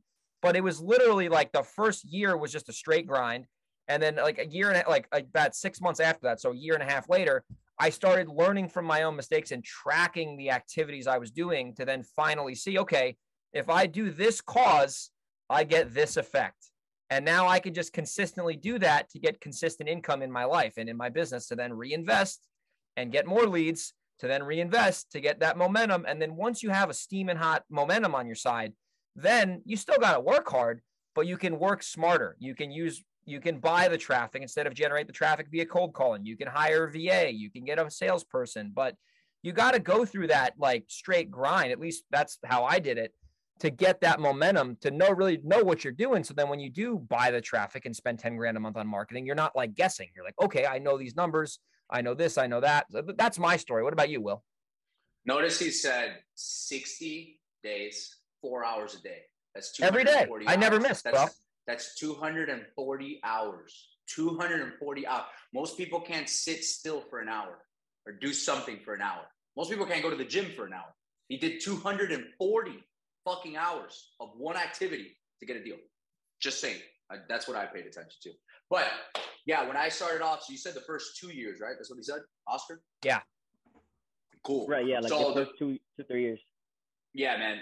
Real quick. For me, I was at Merrill Lynch. I got fired. I got started. I had like negative $40,000 in debt between student debt, credit cards, whatever. I went out. I found a mentor, cold called him. I started cold calling, texting, anything I can get my hands on. I did the same exact thing, same activity. In 91 days, I was able to clear the first deal. And then after that, I did like 4 more with that mentor. And then, you know, we broke off, did our own thing. But yeah, the first 2 years of business were either on the phone, dialing, pulling a new list, showing a property to buyers, working on getting more buyers, running comps, any activity that had to do with a house or with generating revenue. And if I wasn't doing that, I was not going out. I was not eating shit. I didn't have time or money to do either one. And I was reading, listening to podcasts, learning, and digesting as much as I possibly could. So I was learning about everything. It was like a full obsession for the first 2 years. And then, you know, about a year and a half in, we were able to hire our first VA. We had a little bit of money. And then, you know, we did some first mail campaigns, and it was really small. It was like 5,000 postcards with that time where, I don't know, that was like $3,000 a month, $2,500 a month. It was a lot of money. And then from there, little by little, I got a couple deals from mail and, you know, had a bunch of mess ups, you know, didn't reinvest into marketing as much as we should have. Learned that lesson and kept going. And then, you know, before you knew it, it was 2 years, and, you know, had a little bit of savings and, you know, from the business and my efforts. But yeah, 2 years in, I was still either dispositioning the deals or with my business partner, acquiring deals, doing cold calls and trying to get more deals or door knocking. I mean, it didn't matter. That was the first 2 years of business for me. Here's a takeaway I got from that Will just said. Every activity he was doing was either directly or indirectly related to revenue, even if that was him sharpening his saw and learning, right? Everything had an objective, and it was, what's going to get me closer to my revenue? What's going to get me closer to cash, right? He wasn't, you know, shuffling his business cards around. He wasn't getting his LLC squared away. He was like, nope. How do I talk to a seller or a buyer or make an offer, right? That's something you got to pick up on. If it's not tied to revenue, you're wasting your time. Yeah. And very key. Notice that I didn't say I tried to open up another market. I tried to start an Amazon business, or I tried to buy Ethereum at 3 cents on the dollar. I didn't try to do any of that shit. And there was a bunch of shiny pennies around me, by the way. And by the way, late at night for the first year of business, I would drive Uber. I would pray to God that none of my friends would show up on an Uber, but I would drive Uber just to make some money to stay afloat, just for food. And I did not know that, bro. I respect the hell out of you for that, man. I did not know that. Was like 9 p.m. to like 1 a.m. I was doing that for like about, I would say, at least 10 months. And my business partner was doing the same thing. And we were picking people up in South Beach, Miami. And we were just, again, there was nothing you could tell me that was going to deter me. And keep in mind, guys, I was a college graduate, graduated top of my class, and I got fired from Merrill Lynch in New York. So imagine how humbling and how much of a fucking pill I had to swallow to drive an Uber, okay, while people were drunk in the backseat of my car. And I was all the while in between rides, I was listening to books and positive affirmation. I'm like, you're not crazy. You're not crazy. You're going to be rich. You're going to be rich. You're going to be rich. You're going to be okay. You're going to be okay. You're not insane. Your mom's not right. She's crazy. No, you're right. You're right. And I was sticking to that. So again, I'm not saying that to impress you. I'm just telling you that was the mindset. And again, I still believe it's still the mindset that I have today is just different. But that's how ironclad it was for me. And like, I fired my friends. I didn't have anybody. I didn't want to go to fucking happy. I didn't want to hear anybody. I just wanted, I had blinders on, and that's all I did. And I believe that if you approach life that way, the universe moves the fuck out of the way and good things come your way. That's just my belief. It's no right or wrong, but that's just how I carry myself. Love it. That's fucking awesome, bro. I did not know that. Mad respect for that. And that's the thing. It's like, a lot of people, like when they get started, at least when I got started, similar to you, Will, I was so obsessed with wanting to fucking win and wanting this business to work. I didn't give a fuck that it was 9 o'clock at night and I'm putting bandit signs out on the side of the fucking road on a Friday night. I was like, you know what? This is going to separate me from everyone else. And I remember I said in my head, I'm like, you know what? I'm putting these signs out now in my $200 a month lease that I can barely fucking afford. But I know in 3 to 5 years from now, the fucking choices I made today are going to reward me handsomely down the fucking road when I'm living in San Diego, doing whatever I want, et cetera, et cetera. Obviously, you have different challenges as you grow, but I knew in that moment, those choices that I made are going to give me the momentum that I need to have to win in the future. And it's like, it's hard for people to sometimes see past the present moment, right? Putting signs out in New York when it's fucking ice cold sucks. When you got crazy people looking and screaming at you, But it's like, I knew that was going to get the fucking phone to ring for me to get the offers out to get the money in my damn bank account. You know what I'm saying? So I appreciate that, Erwin. I never, it's funny as hell. You're saying about bandit signs. I remember one distinct story. So I never put out bandit signs for real estate, which is a fun fact. But before real estate, for like 8 months before that, I was doing diabetic testing strips because a buddy of mine told me that you can make some money. So while I was learning real estate, I was putting out these little fucking bandit signs that said cash for test strips and with a number. And my partner and I would literally, some people still do it. So my partner and I would do this shit at night. And I remember one night distinctly in Miami, dude, I was on US 1. It was like 1 in the morning because we would go from like 9 p.m. till 4 a.m.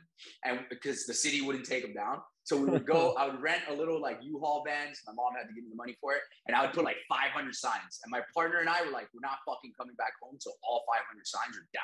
So we would do 500 signs in like 4 or 5 hours. And dude, I remember one night it started pouring rain and I had like 5 bandit signs underneath my arm. And I was just walking drenched, bro. And I was crying, dude. Like, true story. I was crying out there.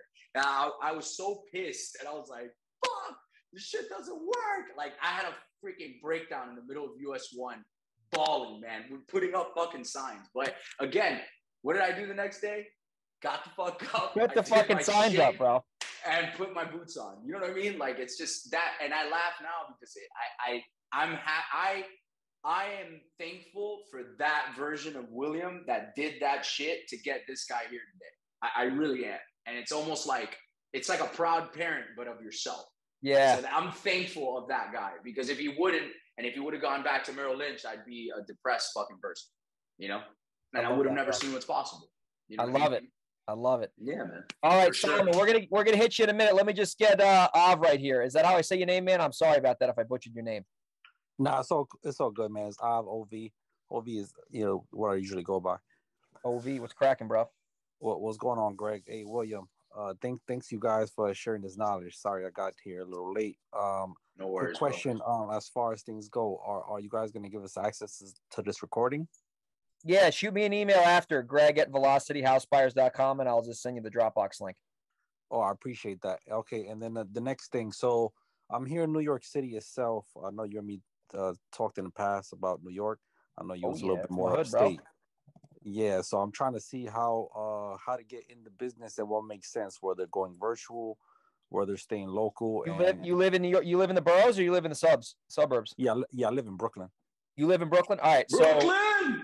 Peter Luger, baby. Dude, I know guys in Brooklyn who make $500K fucking wholesale deals. So listen, I will say this: Brooklyn is not as easy as the Hudson Valley or Long Island, right? But you can make more money on properties in Brooklyn if you know what you're doing. So if I were you, I would probably market in Brooklyn because you're literally there.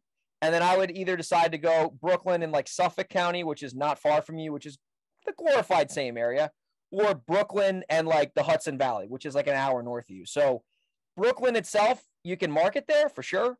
But I would also market in like the suburb areas too, so you don't just kind of put all your eggs in one basket in Brooklyn there. Because I mean, the Hudson Valley, Brooklyn, New York City, Long Island, it's the same region. It's not like you're marketing in like fucking Syracuse or you're in, Tallahassee, Florida or something like that. So if you're going to be marketing in Suffolk County or if you're going to be marketing in the Hudson Valley, I would stay below 450 and under. I wouldn't be jerking around in like the price points up there that are above 450, just because you're going to have a higher probability of deals going down under 450. And if you're in Brooklyn, I mean, the median house price in Brooklyn is probably like $1 million, maybe 900 grand.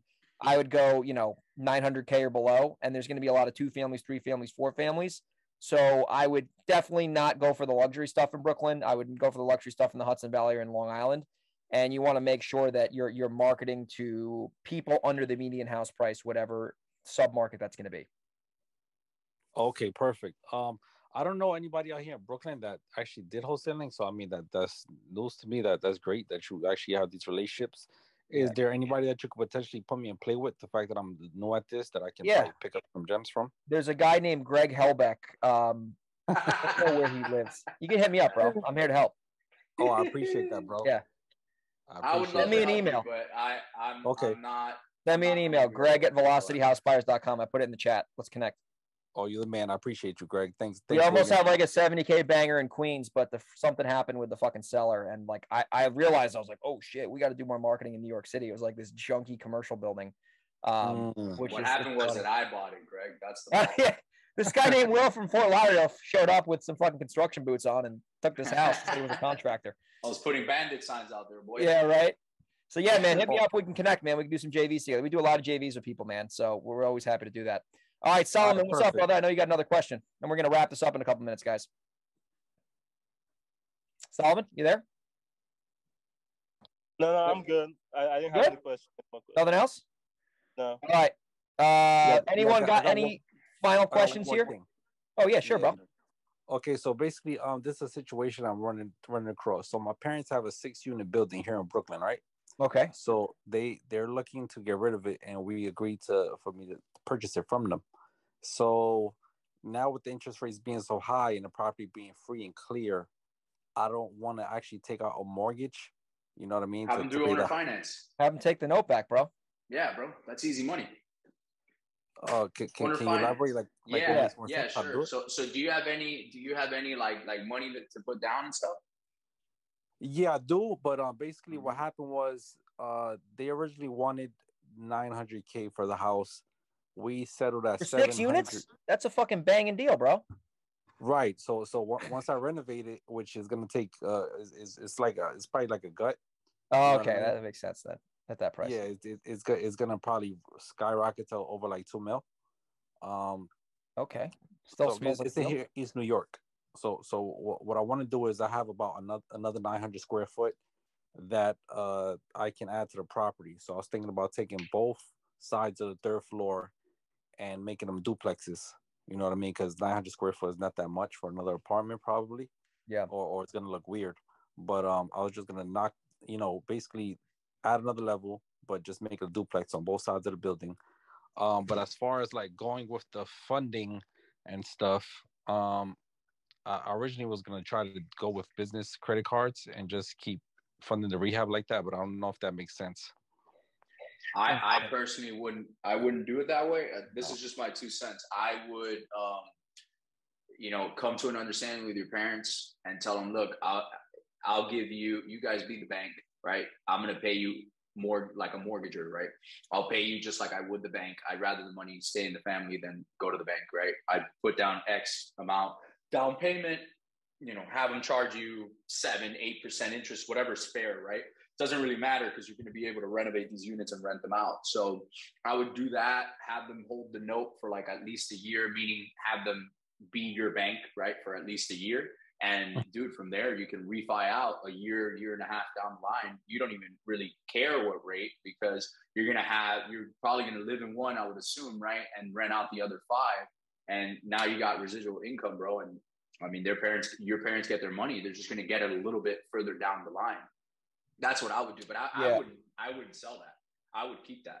There's no reason. Like, exactly. The next time that you're gonna find a 6-plex, a 6-unit in New York and Brooklyn, I don't know. Yeah, that's a banging price, dude. Yeah, banging price. And if you want to partner on that deal, I'm open. So yeah, and I know Greg would be too. So you should also, OV, you should also do yourself a favor before you get involved in this deal and, almost look at it like a hard money lender. I know when I borrow money from hard money lenders, they make me get an appraisal. Get an ARV appraisal. Say, hey, this is exactly my objective with this property. What do you think it's going to be worth on the back end if I do X, Y, and Z to it? And you go on a future pace what that value is going to come in at. And that way they can kind of point you in the right direction. And then they might be able to do it maybe a second position construction. Not a lot of lenders won't do that, but some might, like a bridge loan. Junior mortgage or something like that. Do like a bridge loan. You could do like a bridge loan for that. Some sort of a short-term thing. Yeah. I would figure out a way though to keep that property for yourself. Yeah. That's the moral of the story. Get your parents as much money as you can. Even if you have to pay your parents a little bit more money, it doesn't matter to you because you're getting something. You're getting future value. You know what I'm saying? If I know something, first of all, if my parents had something that was worth $2 million and they're giving it to me for 800, 900, whatever it was, and I got to put in 300-400, dude, I would bang down everybody's door to find the money. Yeah. You know what I mean? And I wouldn't give it away for sure. Absolutely. That's my same thought process.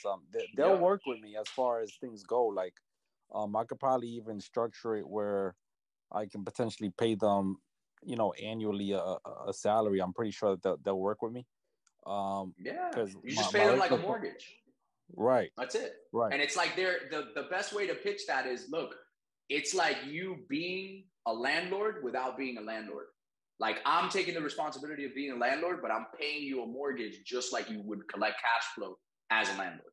That's the best way to present that. That's how I present all my owner finance deals, whether it's family or business. And owners love that because they're like, well, shit, I get a down payment up front. I get protected because I'm first position. So if anything ever happens to the property, they can take it back, right? If you stop paying, which I know you wouldn't. And then I get monthly income, whatever it may be. It might be $3,000-4,000 a month for them. And they're getting that every month. And it's just interest expense. And that's it. And then you go rent it, let's say for $8,000 a month, and you make the spread. That's it. And then you cash them out in a couple of years, and then they're out of there.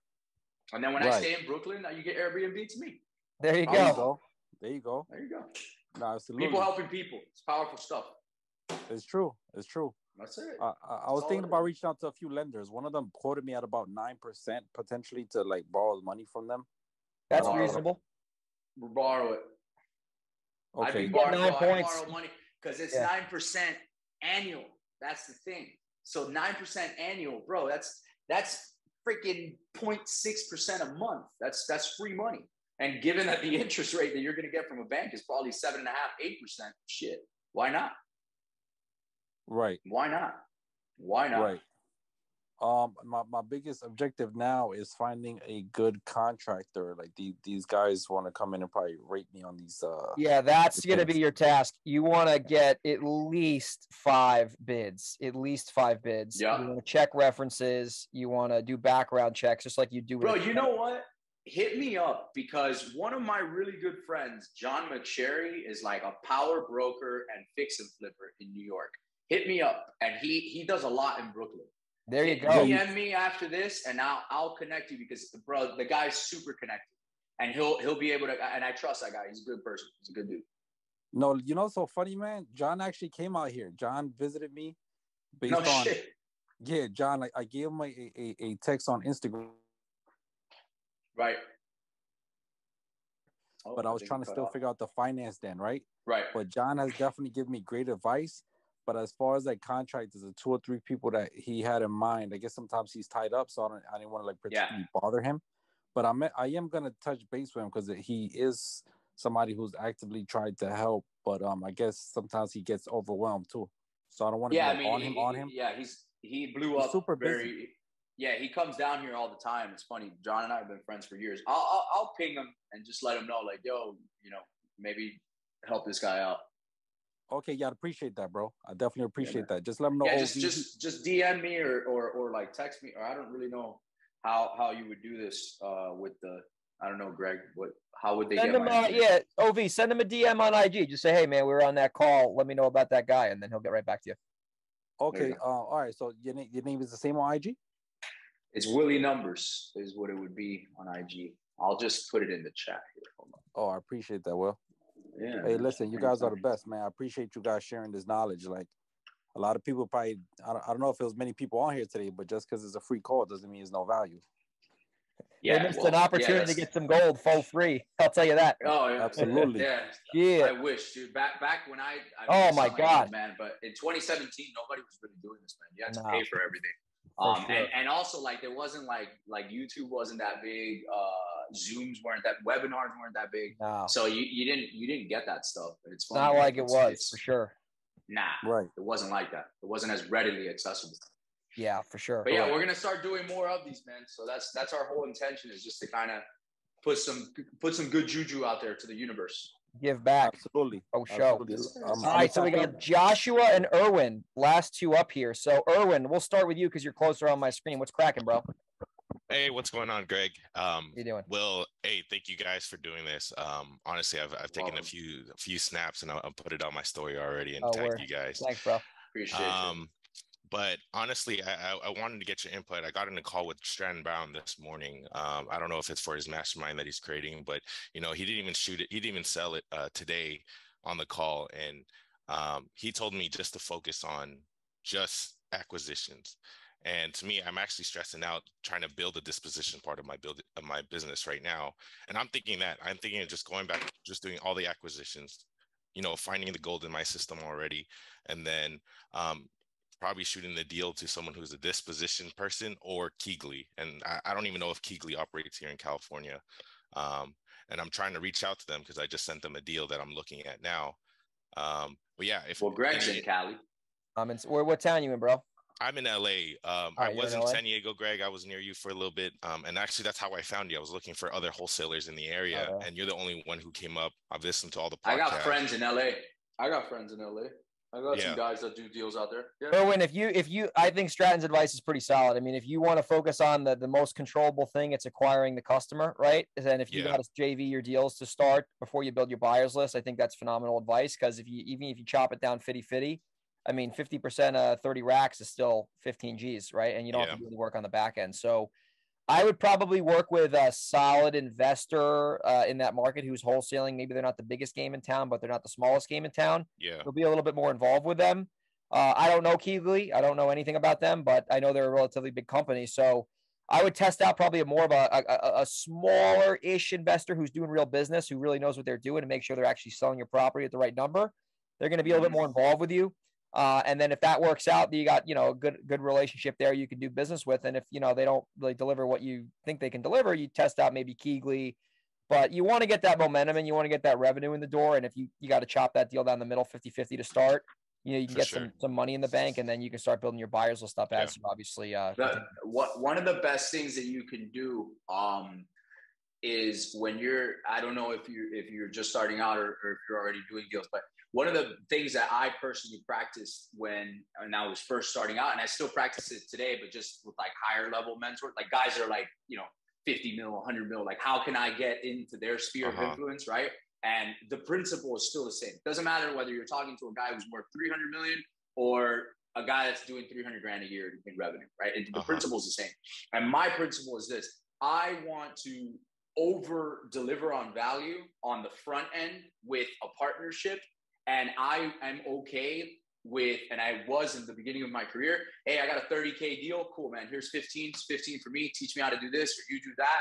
Quick, speed for money. I can move on to go do another 30K deal. And now I got a partner for life. Now I got a relationship. So when I ping him, the guy that I'm partnering with today, let's just say, and he's making 15 grand and he's helping me find a buyer, that guy might be a private lender for me tomorrow, or that guy might be in a tough spot and be like, hey man, I picked up this 10-unit building, don't know what to do with it. Now you're in a financial position to go capitalize. Boom, now you just added 10 doors. I say that example because that literally happened to me early on in my career. So again, I didn't even expect that to happen. I had no idea, but I was just over delivering. My first mentor, I told him, I cold called him, I said, I will give you my first, like 50% of my first 5 deals. Teach me how to do this business and I'll pay for the market. And how could he say no? He was like, well, this guy didn't even give me an option and he's going to pay for his marketing. Where the fuck's my downside?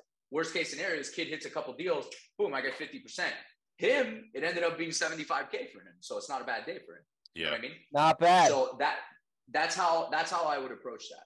You know what I mean? Yeah. But acquisition is really important. Yeah, I believe that. I've been actually, the dispositions has been feeling pretty heavy because the acquisition in terms of the system, it's only 1,000 texts a day, but we're seeing 3 to 5 net leads come through that. And then that's what I'm focusing on. But in terms of building the disposition, not knowing with the market right now, how to offer, and I'm using data on what the market is and what the offer is going to be looking like. But I've always, in the back of my mind, I was like, I need a business partner in terms of doing the disposition, because I feel like I got 2 kids, man. I got a newborn. I spend 4 to 6 hours probably a day trying to do this. I'm trying to bang out 12, but the kid, I'm sleep training right now too. So all that I'm pushing for. But if you can connect me with people who are actual like wholesalers, dispositions, or investors, I'd be down, because I have few in mind, but they're telling me they're flippers and they're like, I need 40% on the deal. And it's you want to work with wholesale. If you want to JV with people, you want to JV with wholesalers who are getting top dollar for their properties. Yeah. And listen, also, man, toss it out on the MLS. That's something that's not going to cost you much. If you have the ability to do that, throw it up on the MLS. The MLS, I'm a firm believer. Like the more that I've grown, it's the smarter I want to work. So the MLS is like a tool. it like leverages so much effort off of me. And the MLS is the biggest buyers list. So let the MLS do the work. You know what I mean? You got to just find little, and especially you, I see the toys back there. Like, hey, congrats, by the way. But like, you have so much limited time, which is actually, by the way, there's a great book called, it's The Theory of Constraints. Amazing book. But dude, you have so much time constraint where you can't afford to fuck around with time. You can't. Yeah. Like, you need to be, 4 hours a day. It's my family, right? So take that and be like, all right, well, these 4 freaking hours, this is what I got, and it's got to be gold. So your conversations have to be boom, boom, boom, and you get really good at, like, all right, who am I talking to? When am I talking to? What are we doing? And how am I going to do this? Boom, next. And if you can do that and prioritize that time, dude, turn that negative into like a positive for you. Like, that's what I would do. But I would partner with people. You feel me? God, I'm fucking fired up on this call. I'm ready to run through a fucking wall. This is crazy. I turned on my AC this whole time. I'm low-key shaky right now, man. Yeah, Erwin, it's going to be so much easier to get momentum in the door if you can just focus on what you want to be good at, which is the acquisitions, and fucking have someone else take care. And because, listen, I have people JV deals with me all the time, and I can say for fucking sure, they are making more money most of the time splitting the deal with Uncle G, not Grant Cardone, than they would have on their own, because they didn't have the buyer's list and they didn't have the negotiating systems, right? So I had a guy one time, this was this year, brought me a deal. He was going to get like 20. Yeah, he was going to make 20K wholesaling it. He's like, Greg, can you sell this for me? I'll split it with you. 60G deal, cut 30 each. He made more money, less work, didn't have to fuck around, sent him a wire for 30 grand. He's like, holy fuck. So, I mean, when you work with the right people, dude, all day, it makes your life so much easier. All day. I bought a deal from a young guy on Instagram. He hit me up. This was like 2 months ago. It was prime time Miami. And he's like, hey man, I got this deal. If I could get, 420 for it, I'd be happy. And I actually just closed on the rehab side and I flipped it for 600. Granted, I had to put like 70 grand into it, but kid made freaking good money, bro. Good for him. Fucking A. I mean, why not? Love it. Yeah. Erwin, did that help you out, bro? Yeah, it did. I appreciate it, guys. I really appreciate it. My pleasure, bro. Willie, if you could send me those guys from LA, I definitely will connect with them too. So, and Greg, dude, you're down for all of San Diego for me. I market anything in Diego, bro. Hit me up. Yeah, I got you, man. Cool, bro. Thanks. Josh, what's cracking, bro? How you doing? What's going on, bro? Finally, man. I'm in the Tri-County. I sent Will some deals, man, but I guess it hasn't made sense. It hasn't made sense yet. Listen, man, I hear about I hear about the pivot and stuff like that. I just joined Brewer's thing that he has going on with the whole Novation course. Yeah, exactly. I joined it with Oscar. He was on earlier, and one of our buddies. He's a realtor, Chris. My question is, are you guys pulling data any specific way now that you're looking to novate majority of the deals? I know you're not looking to novate them, but it's like a big option now compared to back in the day, wholesaling right away. Now that your eyes are open to novating deals, are you guys pulling data any specific different way, or is it the same type of data you guys have been pulling all this time? Same data, bro. No, same data. The only thing I changed in my data, which was about, I don't know, maybe a year ago when the market was still like booming, I dropped the percentage of equity that I was doing because I realized like 30% and up is usually where we were pulling at, but 30% and up was an old metric for a market that had appreciated so fast. So I dropped it to like 15% because we felt like 15 probably meant 30. And we just capitalized a lot more people in that squeezed out the juice. Mm-hmm. Gotcha. Yeah, but I don't treat like novations that way or anything that way, by the way, fix and flip, whatever. I made a video about this. I call them buckets, right? Where like I do the marketing. Yes, of course, we're systematic. We do the marketing a certain kind of way. We buy certain kind of lists, right? All that stuff. And there's certain criteria. I don't just blanket the whole state of Florida, but I let the leads come into the funnel, and then where they fall is where they're going to go for me. And then I kind of just let my team view them, and I review them, I guess you would say, and I make my options. So I'm like, all right, well, that might be a buy and hold, or hey, that might be a bird. Even though birds suck right now because of interest rates, but that might be a bird. Hey, that's a fix and flip, or hey, that's a wholesale, right? So it's kind of like that's how I do it. So I let the lead come in, and then I see how we can best structure that deal. I don't limit myself on I don't like pigeonhole myself, because sometimes you might be like, oh man, I'm gonna look for novations, but dude, what if it was a good cash buyer? Or what if it was a good retail listing? Or what if it was a good owner finance? Or what if it was a good subject to? Or what if it was a good wholesale, right? You never know. So I just take it as it comes and then just design it. I kind of like a tailor, right? Like a clothing tailor. And I just tailor the suit to that. That's what I do. So you pull the same type of data, and you just have your buckets open. Whatever data comes in, depending on the bucket you want to throw it in, or the bucket that it deserves to be in, is where it goes. Yeah, bro. Look, think of it this way, right? If you understand, think of it like a car dealership, right? You walk into a car dealership. So if I'm the car dealership owner, right? I got cars. I know people want cars. So we sell cars, right? So I'm not going to specifically, level out one person, whatever. Some days I know Joe's going to walk in and buy a car from me. John's going to walk in and sell a car, which I'm then going to resell. You get what I mean? Another person's going to walk in, they're not going to do shit, but they might do something 2-3 months down the road. So you get what I mean? I kind of, they might buy a warranty from me, right? It's not where I make most money, but I'm making some revenue. So it's just kind of like I let them come to the machine. Machine tells me what's what, and then I decide what we want to do with it based on liquidity, based on the market, based on what I want to do at that time, how I want to design it, right? How liquid am I? Am I tapped out? Am I like, damn, bro, I'm in 11 projects right now. I'm really not feeling going on a 12 unless it's a banger, right? And I just kind of treat it that way. And that's it. Or I might JV with somebody. I might call one of my buddies like Greg or somebody, and I might be like, yo, man, I got a lot of projects going on. You want to take this off of me, or you want to buy it, you renovate it, and we'll partner up. You give me 30-40% at the end. Cool. I'll give you the lead. You know what I mean? So yeah, it's just that's the way to I go. pivot it to one of my hard money lenders. I'm just looking for solutions, and I'm looking to just move the needle. That's it. I'm moving the ball down the field. That's all I'm doing. Love it. Yeah. So Josh, yeah, there's no like novation list, man. It's like the main thing is just whatever bucket that lead fits is what you want to, execute. You don't need a novation list. There's no you could probably pull a subject to list. I mean, you could pull people who have, in default and they bought their house, within the last 10 years. But at the end of the day, you just look at every deal. Like, how do I solve this person's problem? Right. Was that it's a novation hammer, cash hammer, terms hammer, sub 2 hammer, land subdivision hammer. Oh, let me actually, so that's the point we wanted to make. Let me end the call on this note. So here's a little takeaway for everyone. So a lot of people, I'm telling about this land deal again. This seller who is selling me this piece of land, we have the contract now. We got the contract going out to the buyer. This freaking property got appraised for $550, I believe. I'm buying it for $560, and I'm wholesaling it for $630, right? So if I had my brain calculated with I need to offer this guy 70 cents on the dollar, I would not have gotten that deal. This is a sophisticated attorney based out of New York City. So the point I'm trying to make is if you know your little market, and that's why we were telling Solomon to go deep as a sheep, because if you know your market super fucking well and you know what shit trades for, especially in New York or South Florida, you can buy property sometimes at market value if you can fucking knock them down and make huge, huge, huge wholesale deals out of literally thin air. You know what I'm saying? Well, I'm sure you've done this down in South Florida with land and lot.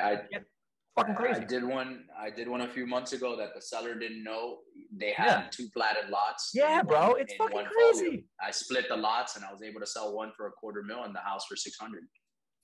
I bought it from them hanging, at baby. 710. So, dude, it was paperwork, bro. And honestly, here's the solid part. It took me a grand total of 3 hours of work with my land use attorney and $2,100 to generate an extra $200. I mean, you talk about the right network, right way to do things, and knowing when and where.